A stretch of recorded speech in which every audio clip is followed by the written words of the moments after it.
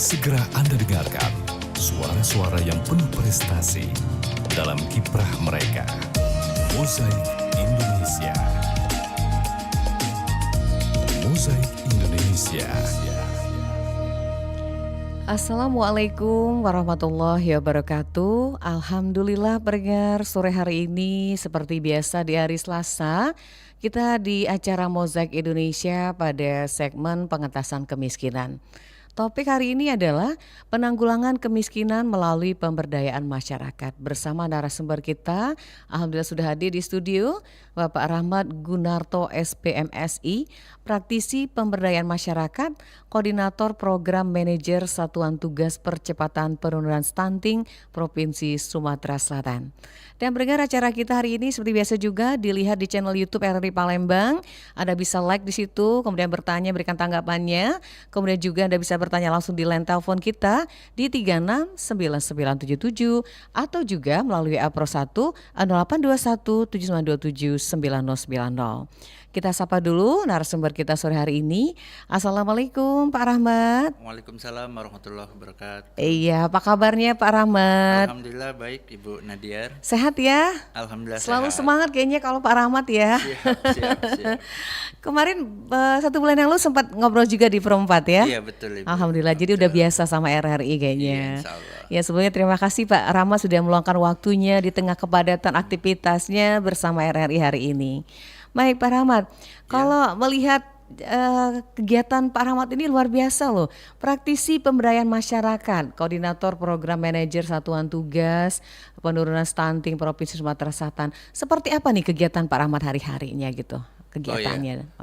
Kaitannya dengan tema hari ini. Kebetulan sejak tahun 1997 sampai dengan tahun 2021 itu saya aktif dalam pendampingan berbagai program pemberdayaan masyarakat yang diluncurkan oleh pemerintah, oleh berbagai kementerian. Misalnya di Kementerian Pertanian, Kementerian Koperasi, kemudian Kemendagri, sampai kemarin terakhir program yang diluncurkan oleh Kementerian Pemukiman.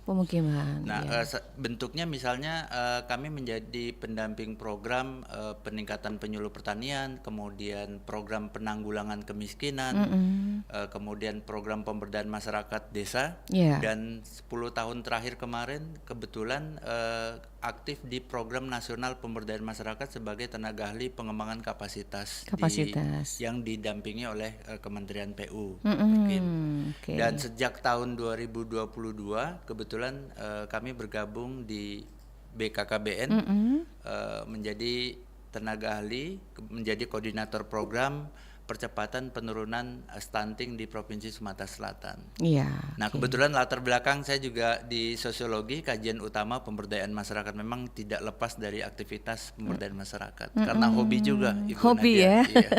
Jadi bisa dikatakan ini profesi yang sangat langka ya kayaknya ya, nggak sembarang orang gitu ya, Pak Rahmat ya. Banyak belajar dari lapangan juga sekalian. Jadi Pak Rahmat lebih dekat ke masyarakat ya. Betul. Jadi isu-isu tengah masyarakat itu Pak Rahmat bisa langsung tahu gitu, berkaitan dengan apalagi nih masalah stunting yang memang menjadi tujuan bahkan tingkat nasional ini ya. Sumatera Selatan juga sudah berhasil kayaknya melakukan namanya stunting. Termasuk juga hari ini kita berkaitan dengan pengentasan kemiskinan.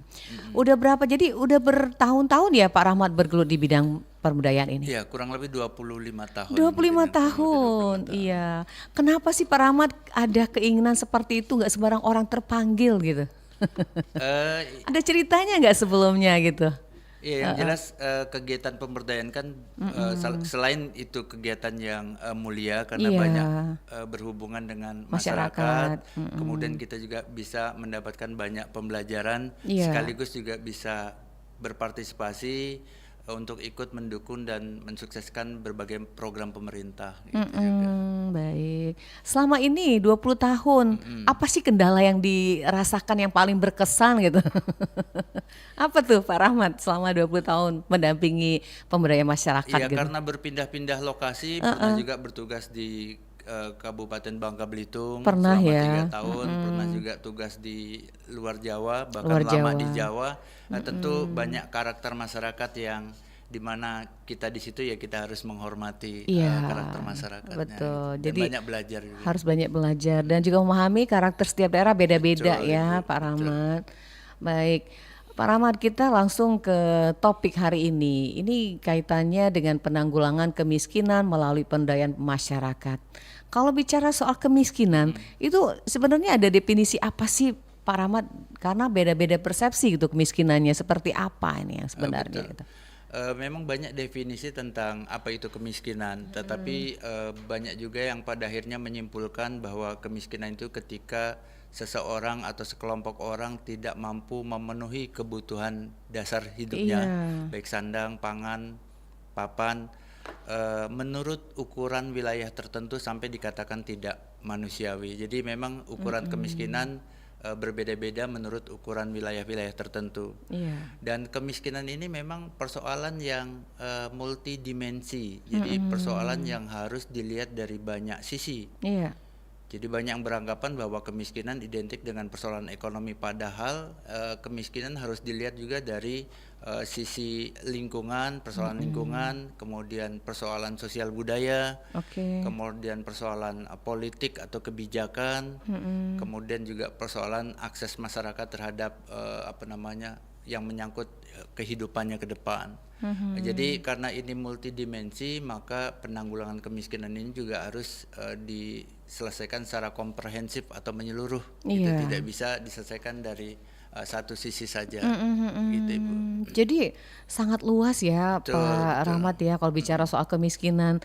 Jadi ke masyarakat awam tuh biasanya tahu kalau orang miskin, misal masyarakat miskin tuh pasti konotasinya ke materi, Betul. ekonomi.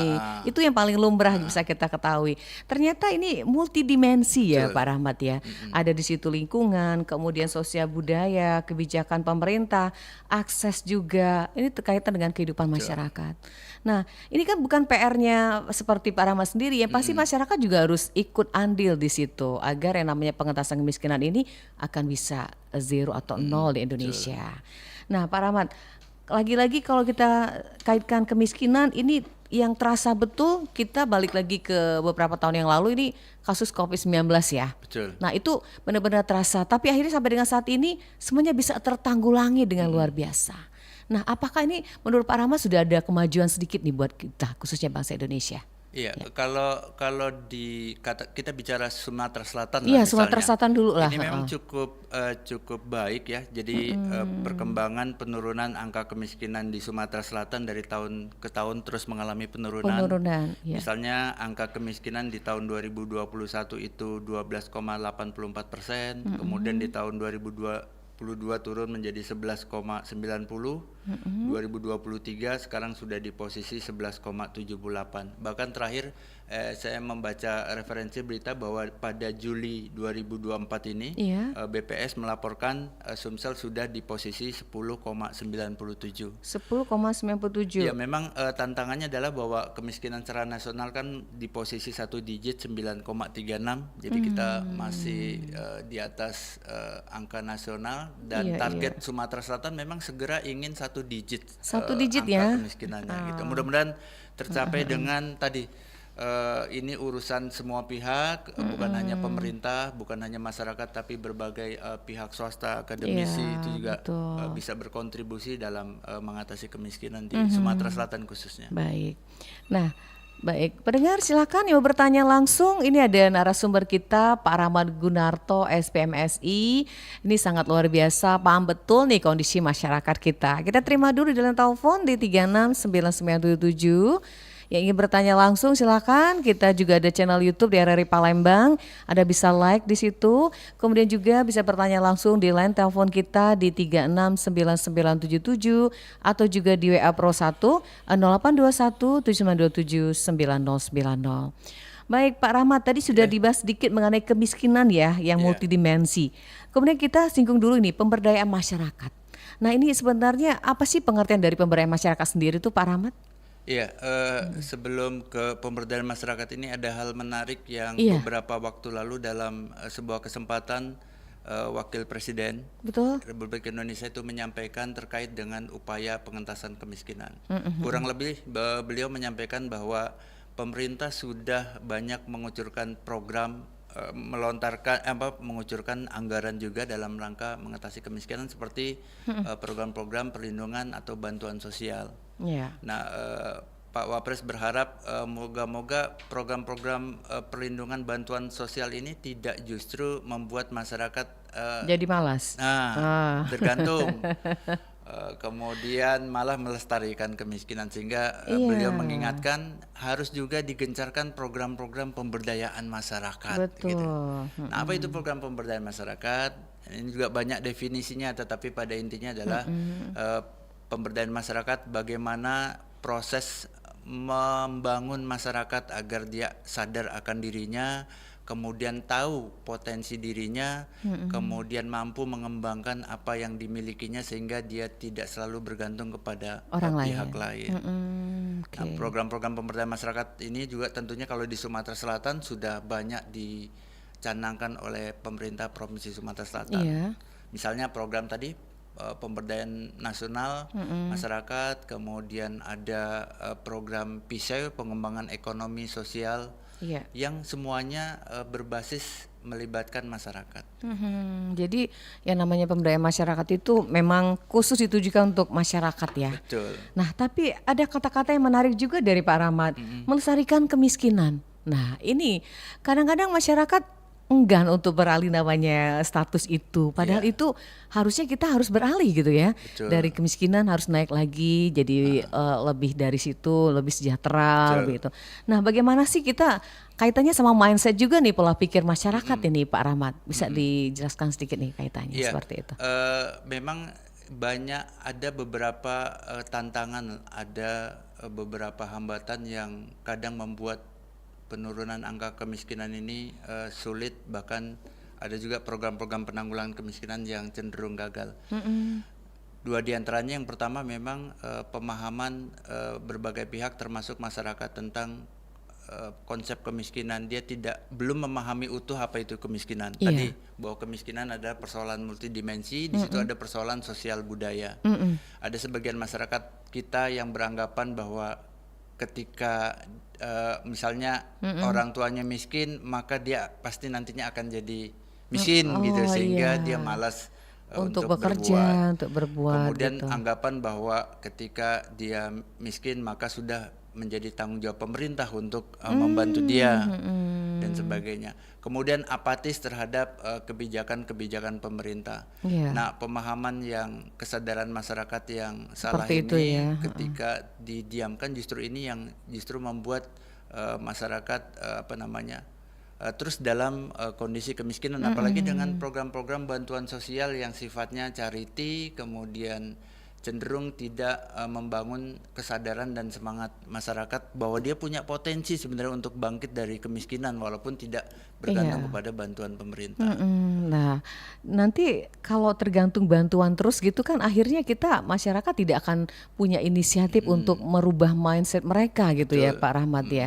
Nah, apakah kebijakan pemerintah ini dengan adanya BLT, kemudian bantuan-bantuan lain, apakah ini juga ada kaitannya dengan rasa malas masyarakat gitu Pak Rahmat? Sebenarnya harus dibarengi dengan penyadaran masyarakat. Jadi salah satu akar kemiskinan itu adalah soal perilaku masyarakat. Misalnya bahwa musuh besar dari kemiskinan adalah lunturnya nilai-nilai luhur kemanusiaan, atau istilahnya lunturnya prinsip kemasyarakatan, seperti misalnya semangat gotong royong, kemudian kejujuran, kedisiplinan, kemudian percaya diri dan sebagainya. Itu di masyarakat sudah mulai luntur, tidak hilang. Nah, ini yang harus dibangkitkan lagi supaya masyarakat juga punya kepercayaan diri untuk bisa keluar dari kemiskinannya gitu.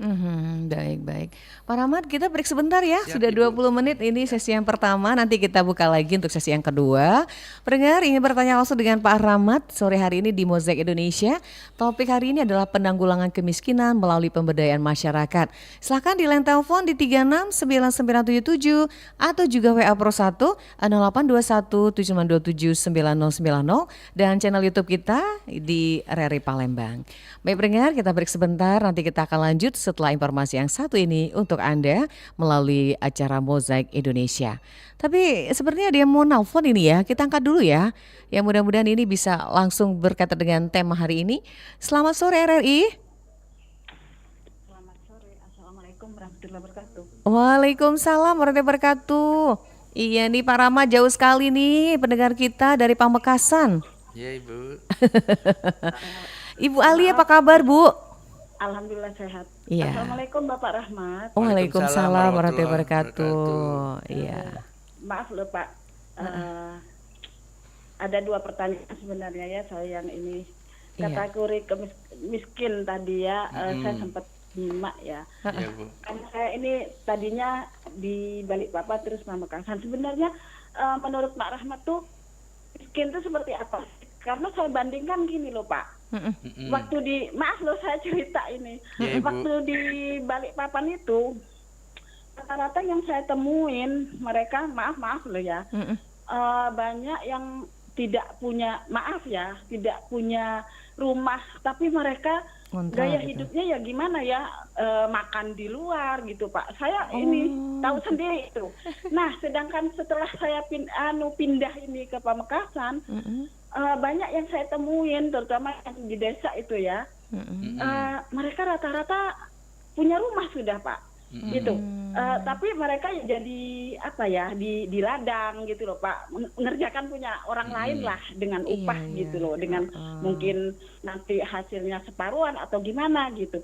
Menurut Pak Rahmat itu seperti apa sih kategori miskin itu? Padahal mereka jarang-jarang makan di luar loh Pak. Ya bukan jarang lagi, malah dibilang tidak pernah gitu loh Pak. Yang saya ini selama saya sebulan di sini loh Pak. Itu yang pertama.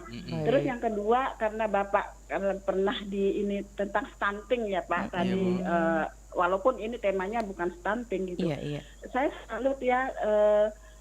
Walaupun di desa itu sekarang ada ini loh Pak, dari posyandu kah apa, itu setiap hari ibu hamil itu dikasih itu loh Pak, tiap hari kotak gitu, semacamnya makanan lah, ganti-ganti Pak. Menunya saya lihat itu bagus sekali, kadang nasi dengan lauk pauk, kadang-kadang apa ya, semacam bukan kue sih, apa ya, cemilan gitu loh Pak. Bergizi banget gitu. Saya tahu karena apa, kebetulan anak saya sendiri ini kan agak tinggal di situ ya Pak ya, ya agak pinggiran gitu. Ya maaf loh Pak, itu nggak pilih. Loh saya kaget, ini untuk orang yang kategori kurang atau yang bagaimana gitu. Enggak loh Mah katanya. Ini walaupun orang mampu katanya semua dikasih katanya Pak. Gitu. Loh kok bagus-bagus menunya saya gitu tiap hari gitu, itu. Ya, Loh, apa ini berlaku seluruh Indonesia atau untuk daerah saya aja? Sempat meneliti Pak, itu maaf loh Pak. Baik.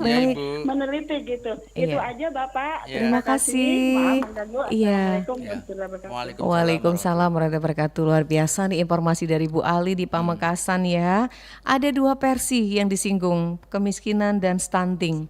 Mungkin Pak Rahmat bisa menanggapi dulu yang pertama. Tapi ditahan dulu ya. Iya siap Ibu. Ada pendengar kita mau gabung ini. Selamat sore RRI. Assalamualaikum. Waalaikumsalam. Selamat sore. Diaturi Oma dari Prabu Muli. Diaturi. Tadi Bu Ali sudah masuk, sekarang giliran Oma. Justru beliau masuk, jadi nyambung juga sama Oma gitu. Iya, makanya boleh. Oma masuk gitu. Iya, silakan disapa dulu Pak Rahmatnya. Assalamualaikum Pak Rahmat. Waalaikumsalam Waalaikumsalam warahmatullahi wabarakatuh. Selamat sore ya Pak ya. Iya. Iya, masih berhubungan dengan Ibu Ali tadi. Mau bertanya sebenarnya,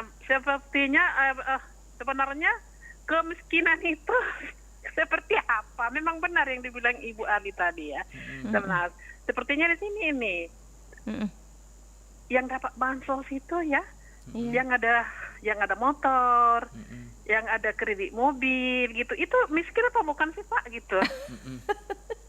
Iya bingung ya. Bingung gitu. Kredit Jadi motor, kredit mobil gitu.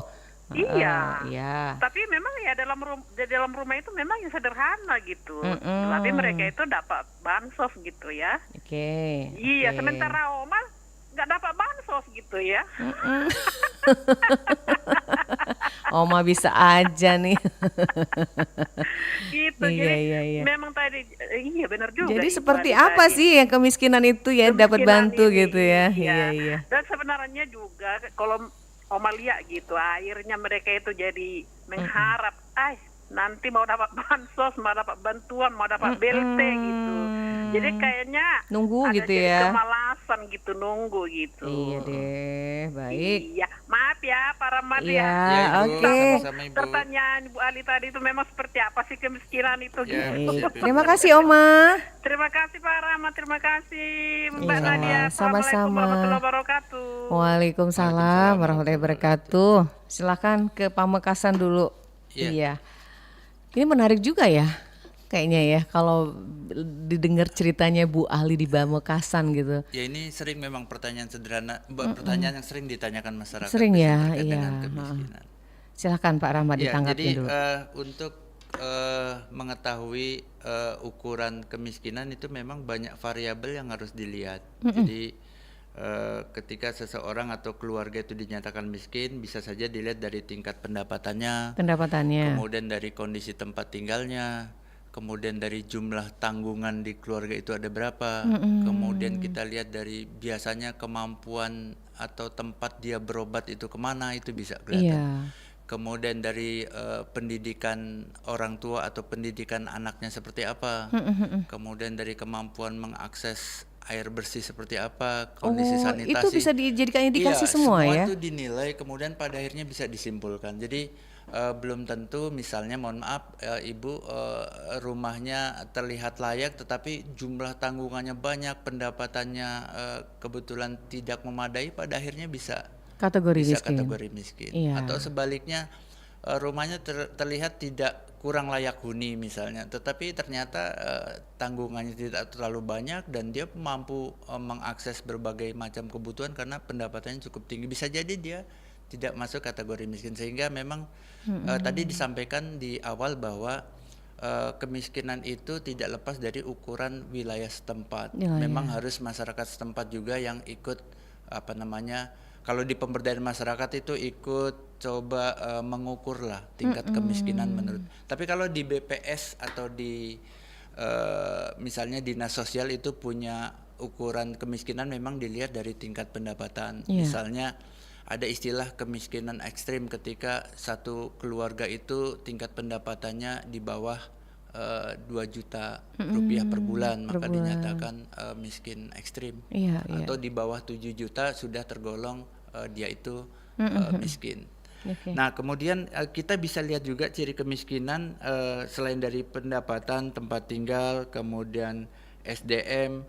Nah ini juga tadi yang ditanyakan Ibu terkait dengan kenapa banyak bantuan sosial yang salah sasaran gitu ya, kayak kok dapat. Nah mungkin ini kasuistis tidak bisa ini yang pertanyaan Mu Ana tadi ya? Yang di Prabu Muli. Prabu Muli ya. Nyambung. Dia ada kredit motor, kredit mobil, tapi dapat bansos gitu. Ya. Ini mungkin kasuistis memang tergantung pengambil kebijakan di lokasi Ibu. Mungkin ada pendataan yang kurang tepat sehingga pendataannya ya. Pendataannya kurang tepat sehingga sasarannya kurang tepat, atau proses monitoring atau pengawasan yang belum maksimal sehingga screening ulang atau seleksi ulang belum sempat dilakukan sehingga banyak ada kasus-kasus yang masih salah Kalau sasaran. kasus seperti Oma Ana ini boleh nggak sih kita masyarakat melaporkan gitu? Takutnya nanti ada sesuatu gitu membuat masalah baru gitu ketika kita ada keinginan seperti itu, misalkan salah data gitu. Nah, kita lapor ke Pak RT-nya, Pak RW-nya gitu. Itu gimana Pak Rahmat? Menyalahi nggak aturannya? Ya kalau kaitannya dengan tema pemberdayaan masyarakat, justru itu salah satu ciri masyarakat yang berdaya. Jika ketika masyarakat juga bisa ikut berpartisipasi melakukan pengawasan kepedulian ya, pengawasan terhadap apa-apa yang terjadi di lingkungannya. Ya. Dan itu juga untuk berkontribusi juga mensukseskan program pemerintah, karena setiap program biasanya ada aturan main yang harus dipatuhi bersama, dan masyarakat juga dipersilakan untuk ikut melakukan pengawasan sebagai wujud berdayanya masyarakat. Iya, justru itu tujuan utama juga ya pemberdayaan Betul. masyarakat. Tapi tadi ke Pamekasan Ibu Ali tadi. Jadi Pak Rahmat ada di Balikpapan itu punya rumah tapi ngontrak katakanlah. Tapi dia makannya di luar terus gitu. Nah, apakah ini kategori miskin juga? Gimana tuh, belum disinggung tadi Pak Rahmat ya? Iya, ya kan bisa jadi dia makan di luar, kita tidak tahu apa faktor budaya, kebiasaan bahwa dia memang tidak suka memasak, kemudian harus makan di luar atau seperti apa. Tapi sekali lagi menyimpulkan seseorang miskin atau tidak memang tidak cukup dengan 1-2 faktor, harus melihat keseluruhan hal-hal yang lain tadi. Iya, baik. Nah, yang kedua stunting di mana tadi Pamekasan tuh dapat di Posyandu itu. Gimana itu? Menunya bagus banget, gizi enak gitu, seimbang gitu ya. Nah, tapi itu tidak dipilih, ternyata orang yang mampu juga dapat gitu. Apakah seperti itu semua itu Pak Rahmat? Ya, ini yang disampaikan Ibu ini dikenal dengan istilah PMT atau pemberian makanan tambahan. Oh gitu, PMT. Iya, pemberian makan tambahan yang sepengetahuan kami memang dikoordinir oleh Dinas Kesehatan, terutama teman-teman petugas gizi di puskesmas yang bekerja sama dengan teman-teman di Posyandu. Iya. Jadi memang ini diperuntukkan bagi baduta, bayi di bawah 2 tahun sampai dengan balita, bayi di bawah 5 tahun yang dalam penimbangan dan pengukuran di Posyandu dinyatakan kondisinya misalnya ada permasalahan gizi. Misalnya berat badannya kurang atau tinggi badannya kurang, sehingga perlu ada tata laksana gizi dengan memberikan bantuan makanan tambahan ketika dinyatakan misalnya keluarganya dianggap kurang mampu dan memerlukan bantuan. Nah, jadi sekali lagi ini kaitannya juga dengan apakah data yang ada di Posyandu itu selain melihat kondisi bayinya atau anaknya itu kurang gizi atau tidak, juga harusnya memperhatikan apakah dari keluarga yang mampu atau tidak, karena soal stunting juga tidak semata-mata karena kesulitan akses terhadap pangan bergizi. Bukan hanya itu, kadang-kadang juga ada orang mampu tapi memang pengetahuan ibunya yang tidak pola asuh tahu. anak, jadi membiarkan pola makan anak tidak baik, sehingga akhirnya ketika dicek di Posyandu kurang gizi padahal dia orang mampu. Nah, berarti sehingga mendapatkan alokasi PMT. Iya, berarti stunting itu bukan hanya untuk orang-orang tidak mampu ya. Betul. Orang yang mampu pun bisa kena stunting karena mungkin pengetahuan ibundanya tidak tahu tentang gizi-gizi yang bagus gitu ya. Baik, terima kasih Bu Ali, juga Oma Ana tadi sempat ditangkapi sama Pak Rahmat. Yang lain silakan di line telepon 369977 atau di channel YouTube di RRI Palembang. Anda bisa mengikuti acara ini di Mozaik Indonesia dengan tema kita penanggulangan kemiskinan melalui pemberdayaan masyarakat. Kita coba terima lagi nih Pak Rahmat ya. Iya, Bu. Ya, selamat sore RRI. Ya, dengan Waalaikumsalam. Dengan Bapak Adam OI. Pak siapa? Adam. Pak Adam. OI. OI. Adam OI. Di Ogan Ilir ya Pak? Iya. Silakan Pak Adam. Sama siapa nih? Narasumber. Narasumber kita Pak Rahmat Gunarto. Pak Rahmat. Assalamualaikum Pak Rahmat. Waalaikumsalam warahmatullahi Pak Adam. Ini Pak Rahmat, masalah bantuan ini Pak Rahmat. Iya. Kami ini sering bertanya kepada aparat desa ya. Katanya penentuan dari atas masalah bantuan. Iya. Katanya sudah ditunjuk dari atas, kan yang mampu-mampu di desa kami ini banyak dapat bantuan. Kapan ditanya kan bagi orang-orang yang kurang mampu ini bertanya, katanya itulah dari atasan nih, anda baca kami nak itunya lagi kan, Iya. Kalau di orang ditanya lagi di orang atasan itu penentuan dari desa, jadi yang mana yang mana yang benar gitu ya. Iya. Tapi iya baik. Sudah Pak Rahmat ya. Assalamualaikum Waalaikumsalam warahmatullahi warahmatullahi wabarakatuh. Iya, pada Pak Rahmat ini bukan bagiannya masalah bansos, tapi nggak apa-apa ya Pak, disinggung Ya, nggak dikit. apa-apa, Ibu. Iya, silakan Pak Rahmat. Ya, memang upaya pengentasan kemiskinan dengan pemberdayaan masyarakat ini sekaligus ini menjawab yang ditanyakan Pak Adam. Ini memerlukan beberapa hal yang harus menjadi perhatian bersama. Yang pertama memang perlu komitmen yang tinggi dari banyak pihak, terutama aparat pemerintah mulai dari tingkat kota, kabupaten, kecamatan sampai level RT RW. Iya. Komitmen peduli terhadap mereka-mereka yang memang menjadi kelompok sasaran ketika ada program bantuan. Kemudian juga atau dikenal dengan istilah perlu dibangun tata kelola pemerintahan yang baik gitu loh. Iya. Nah, kemudian juga target sasaran yang memang harus jelas dan terukur. Dan ini yang ketiga, perlu ada membangun dan mengembangkan wadah bagi masyarakat untuk bisa terlibat dalam proses pembangunan, termasuk dalam pelaksanaan program-program bantuan sosial. Iya, iya. Jadi idealnya memang masyarakat Harus itu ikut ya. betul, mulai sejak pendataan, Iya. kemudian perencanaan, penyaluran bantuan, atau bahkan saat evaluasi ada indikasi salah sasaran, itu memang harus ada ruang dan tempat bagi masyarakat untuk menyampaikan aspirasinya. Seperti tadi ada istilah kemiskinan politik, bahwa masyarakat tidak boleh ada macet informasi dan tidak bisa menyampaikan aspirasi. Nah, ini juga harus diatasi. Dan memang pembangunan yang bagus termasuk dalam penanggulangan kemiskinan ketika masyarakat tadi terlibat sejak perencanaan, kemudian pengorganisasian, pelaksanaan sampai kegiatan monitoring dan evaluasi. Tapi konkretnya yang ditanyakan Bapak itu memang misalnya contohnya Bu, bantuan sosial ini seperti BLT atau Raskin dan sebagainya itu banyak dikoordinir oleh teman-teman dinas sosial. Dan mereka punya mekanisme tentang penyaluran bantuan itu. Nah, apakah mekanisme ini dipahami utuh oleh masyarakat? Misalnya siapapun yang akan mendapat bantuan harus terdaftar dulu dalam data DTKS, data terpadu kesejahteraan sosial. Jadi siapapun yang oleh aparat RT, RW sampai desa, lurah sudah terdaftar di DTKS, maka dia yang bisa mendapatkan alokasi bantuan. Dan ketika ada keluarga miskin tapi ternyata belum masuk ke dalam data itu, maka dia akan sulit. Nah, kondisi ini dipahami, tidak bisa disosialisasikan secara menyeluruh, tidak merata di satu wilayah itu. Kalau tidak, maka kemungkinan akan terjadi miskomunikasi. Iya, berarti memang harus ada ikut serta masyarakat ya, ada wadah aspirasi, Kuncinya masukan dari masyarakat gitu ya, harus diterima oleh aparat pemerintah gitu ya. Baik, itu Pak Adam di Ogan Ilir. Yang lain ini masih ada waktu, kita coba terima. Selamat sore, iya putus. Di line telepon di 369977 Mozaik Indonesia hari ini bersama Pak Rahmat Gunarto SPMSI. Baik, kita coba terima dulu. Iya, selamat sore RRI. Assalamualaikum Mbak Nat. Waalaikumsalam. Maaf tadi yang jawaban kedua itu bukan yang saya maksud gitu loh. Oh iya, boleh diterangkan lagi. Pamekasan ya? Dia di Pamekasan.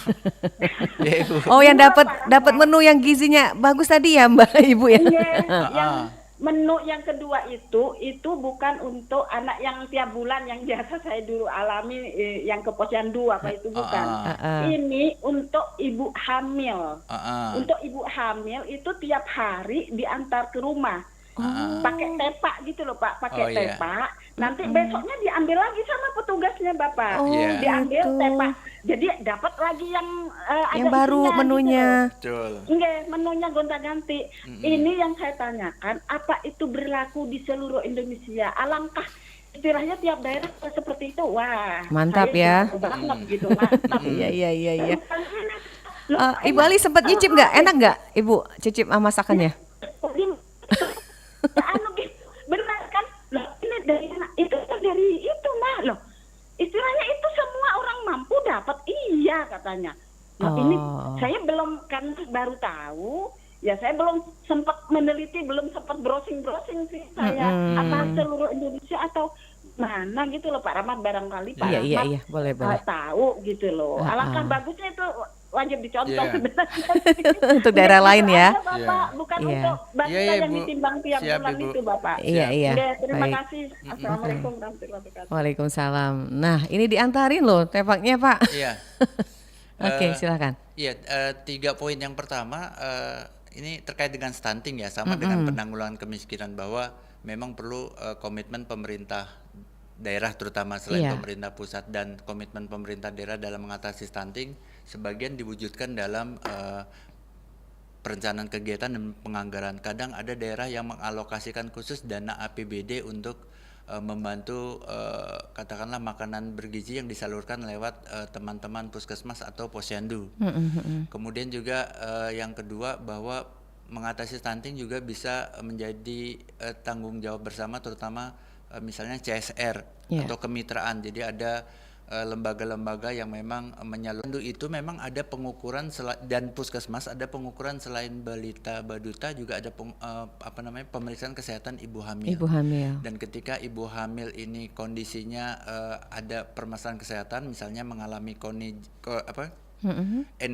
kondisi energi kurang kronik gitu, kemudian misalnya anemia atau ada permasalahan dengan kehamilannya, maka salah satu intervensinya, tindak lanjutnya juga sama dengan balita, dia bisa mendapatkan bantuan makanan bergizi yang misalnya disalurkan ke rumah. Kalau contoh kasus Bu di Musi Banyu Asin di Sumatera Selatan, itu ada inovasi pemerintah daerahnya dengan inovasi Bunda Asuh Stunting. Jadi memang ada alokasi dana APBD yang dananya digunakan untuk pemberian makanan tambahan bagi ibu hamil dan balita dengan cara bekerjasama dengan kader-kader PKK, masak bersama teman-teman posyandu, kemudian makanannya diantar ke rumah ibu hamil atau balita yang bersangkutan, dan menggunakan dana APBD.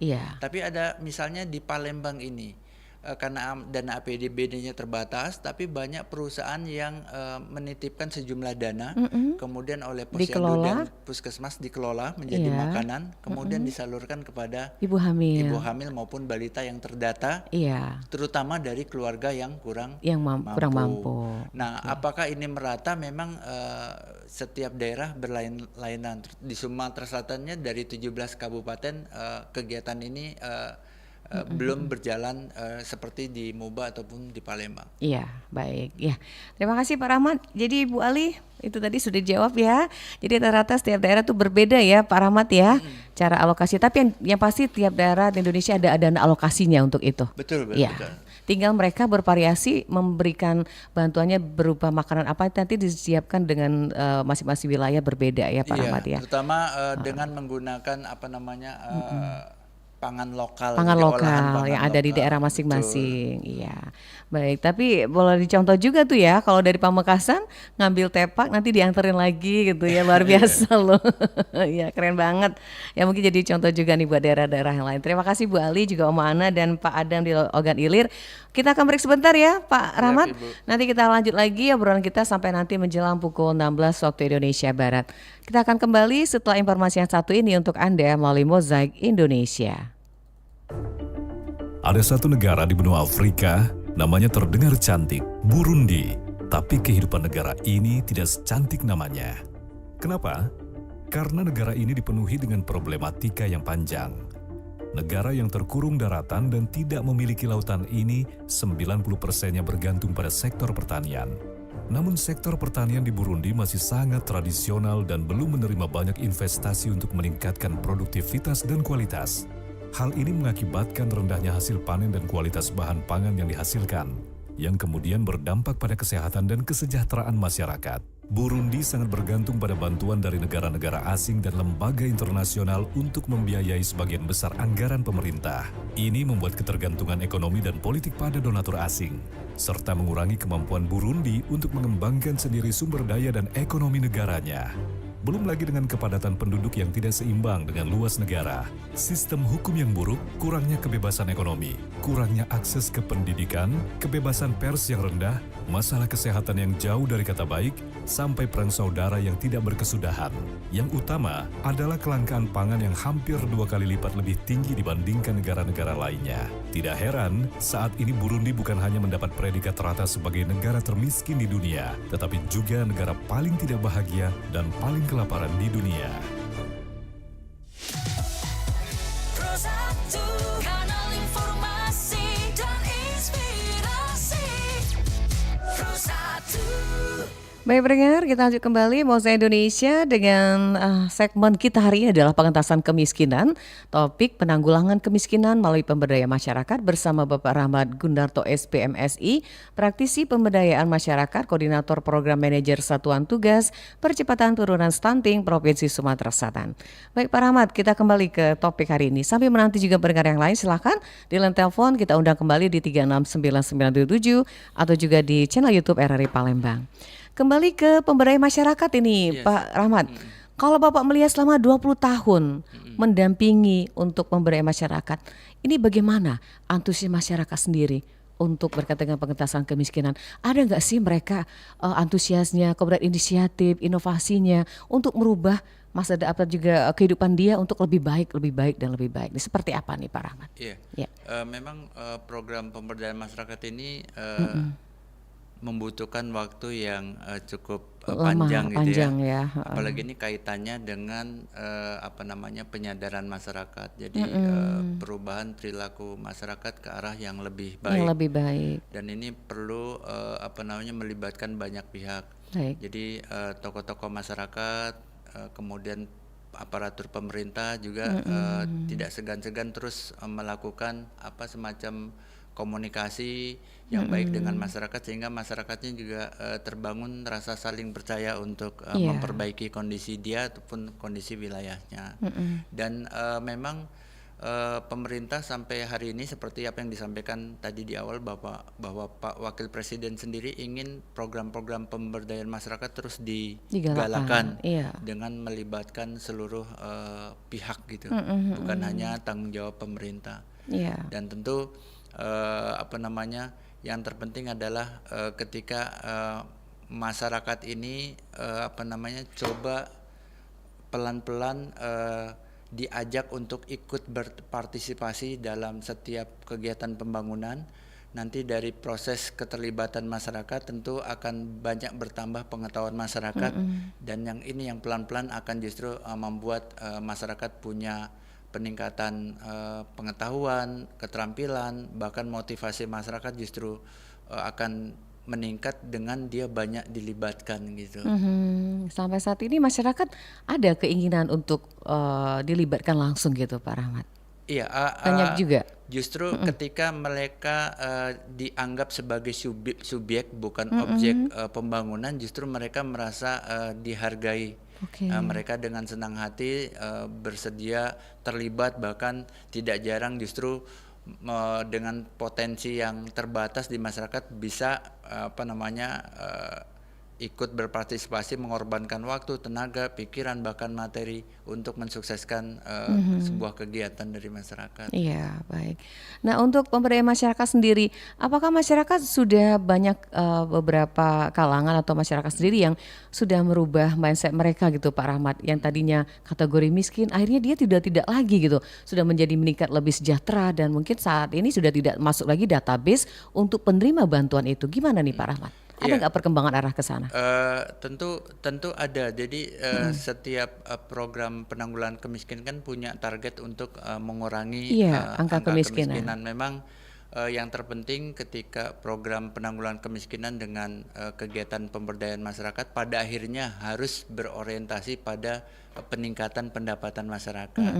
Sehingga program-program yang diluncurkan pemerintah itu kegiatan yang pada akhirnya mampu membuat masyarakat minimal, kalau misalnya salah satu dampak dari kemiskinan misalnya adanya pengangguran.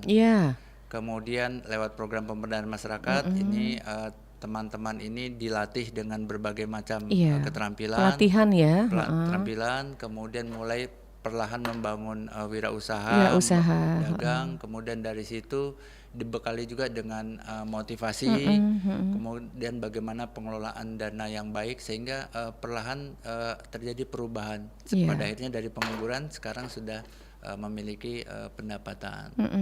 Atau ibu-ibu yang biasa di rumah tangga gitu bisa jualan juga gitu ya, Betul. UMKM seperti itu. Contoh sederhana misalnya, kita punya masalah lingkungan terkait dengan sampah. Tapi bagi yang paham bahwa sampah itu adalah uang ketika bisa dikelola Dengan baik. dengan baik. Jadi bisa memberdayakan ibu-ibu bagaimana memanfaatkan limbah-limbah rumah tangga yang tidak berbahaya menjadi barang yang punya nilai jual. Nilai jual. Sehingga dampaknya selain ada aktivitas, kemudian bisa menambah pendapatan, juga lingkungan menjadi lebih sehat, sehingga pengeluaran untuk berobat atau mengatasi Tidak ada sampah gitu. tidak ada. Nah, baik Pak Rahmat, orang-orang seperti itu kan memang punya mindset yang berbeda ya Pak Rahmat. Ada juga masyarakat yang terkukung dengan pola pikir yang katakanlah malas untuk bekerja, kemudian menunggu seperti Pak Rahmat bilang tadi, menunggu bantuan dan lain-lain. Apakah ini juga menentukan karakter suatu daerah gitu? Seperti Iya, apa nih Pak Rahmat? Apakah berpengaruh juga gitu karakter daerah A, daerah B? Ini kan Bapak sudah keliling Indonesia tuh, gimana tuh Bapak memahami karakter ini? Apakah berpengaruh juga nih? Iya, Ya. memang memberdayakan masyarakat juga harus mempertimbangkan kearifan lokal ya, Iya. adat istiadat setempat. Tapi dengan misalnya ada perilaku yang tidak sesuai, kemudian ingin paradigma yang tidak pas, kemudian ingin perlahan dirubah, tentu ada metode-metode dalam pemberdayaan masyarakat. Misalnya dengan melibatkan tokoh masyarakat setempat, sehingga perubahan-perubahan itu juga dipandu oleh tokoh masyarakat setempat yang mereka percaya. Kemudian memperbanyak ruang komunikasi, ruang diskusi, sehingga terjadi pola asah asih asuh gitu. Jadi mereka saling belajar dan yakinlah perlahan-lahan mudah-mudahan masyarakat bisa melakukan perbaikan. Baik. Baik Pak Rahmat, di penghujung acara kita ini mungkin ada yang mau disampaikan ini Pak Rahmat buat pendengar kita berkaitan dengan tema hari ini tentang bagaimana kita untuk penanggulangan kemiskinan melalui pemberdayaan masyarakat. Silakan Pak Rahmat untuk kita di kesempatan sore hari ini. Saya sedikit melengkapi yang tadi ditanyakan oleh Ibu dari Pamekasan dan Prabu Muli. Misalnya terkait dengan kriteria kemiskinan, kalau di Badan Pusat Statistik di BPS memang ada 14 indikator untuk menentukan tingkat kemiskinan seseorang atau keluarga. Ini misalnya contoh sederhananya dari luas lantai bahkan sampai ke apakah bahan bakar untuk masak menggunakan kayu bakar atau minyak tanah, kemudian sanggup makan sebanyak berapa kali dalam sehari, kemudian juga apakah memiliki tabungan atau tidak. Dari sebagian tadi yang saya contohkan ternyata juga masih banyak kriteria-kriteria lain untuk menentukan seseorang itu miskin atau tidak. Kemudian yang kedua tadi melengkapi yang saya sampaikan contoh dari Musi Banyuasin dan Palembang terkait dengan yang juga terjadi di Pamekasan. Itu sebenarnya di 17 kota kabupaten itu terkait dengan penanganan stunting, alhamdulillah sudah berjalan program bantuan makanan tambahan atau bantuan makanan bergizi bagi ibu hamil dan balita. Hanya saja memang sumber dananya berbeda. Ada yang mengandalkan dana APBN, APBD, tapi ada juga yang melibatkan dana desa karena kan di Sumatera Selatan ada program dana desa juga kan. Kemudian ada juga yang melibatkan CSR atau para dermawan. Jadi sebenarnya di Sumatera Selatan sendiri sudah berjalan alhamdulillah di 17 kota kabupaten. Nah, terakhir barangkali Ibu ingin menyampaikan bahwa kegiatan penanggulangan kemiskinan dengan pemberdayaan masyarakat ini memang menjadi urusan semua pihak, bukan hanya urusan pemerintah saja. Kemudian orientasi menanggulangi kemiskinan tidak hanya persoalan ekonomi, tapi juga tadi ada persoalan penyadaran sikap masyarakat, kemudian mengatasi lingkungan, mengatasi budaya dan sosial tadi. Kemudian terakhir yang disampaikan oleh Pak Wapres ini mudah-mudahan menjadi pegangan kita bahwa program bantuan atau perlindungan sosial itu penting asal tepat sasaran bagi mereka yang sudah mendesak dan darurat untuk mendapatkan bantuan. Tetapi bagi mereka yang punya potensi untuk berkembang secara mandiri, yakin dengan potensinya itu harus diatasi dengan program-program pemberdayaan masyarakat. Sehingga pada akhirnya mereka bisa bangkit dengan kekuatan mereka sendiri. Iya, baik. Lepas dari kemiskinan. Iya, yang pasti mudah-mudahan data-data angka-angka ini, kita berbicara soal angka akan terus berubah baik ya Pak Rahmat. Iya. Insya Allah trennya Sumatera Selatan Amin. dengan program-program yang katakanlah kalau kami baca dari referensi dari teman-teman Bapeda provinsi itu sudah sangat banyak program-program di Provinsi Sumatera Selatan yang berorientasi kepada penanggulangan kemiskinan dengan memberdayakan masyarakat. Iya, Sudah banyak. baik. Mudah-mudahan terus Amin. mencapai 1 digit seperti harapan Iya. bersama. Gitu. Kalau untuk tim Pak Rahmat sendiri banyak juga Pak Rahmat timnya nanti. Oh ya, kalau khusus di kami, khusus tenaga percepatan penurunan angka stunting, kami ada di provinsi dan ada di setiap kota Setiap kabupaten. kabupaten. Alhamdulillah. Baik. Terima kasih Pak Rahmat sudah sama RRI memberikan pencerahannya buat kita hari ini di Mozaik Indonesia. Sukses terus ya Pak Rahmat, tetap Siap, semangat Ibu, sama-sama. mendampingi Terima kasih. masyarakat ya. Terima kasih, Yang Ibu. pasti akan semakin turun tuh angka level kemiskinan Sumatera Selatan Amin, ya. amin. Sampai 1 digit itu. PR Betul, luar Ibu. biasa. Selamat sore. Assalamualaikum warahmatullahi wabarakatuh. Waalaikumsalam warahmatullahi wabarakatuh. Baik pendengar, sampai di sini Mozaik Indonesia bersama narasumber kita yang luar biasa Pak Rahmat Gunarto SPMSI, praktisi pemberdayaan masyarakat, koordinator program manajer Satuan Tugas Percepatan Penurunan Stunting Provinsi Sumatera Selatan. Terima kasih untuk Ibu Ali di Pamekasan, juga Oma Ana di Prabu Muli, Pak Adam di Ogan Ilir yang sudah bergabung di acara kita Mozaik Indonesia dan semua pendengar yang memonitor hari ini acara kita. Semoga memberikan manfaatnya dan menambah wawasan kita. Saya Nadia bersama rekan Buma pamit undur dan juga rekan Suni di acara Mozaik Indonesia. Kami ucapkan terima kasih dan kami tutup dengan ucapan wassalamualaikum warahmatullahi wabarakatuh. Baru saja Anda dengarkan Mozaik Indonesia.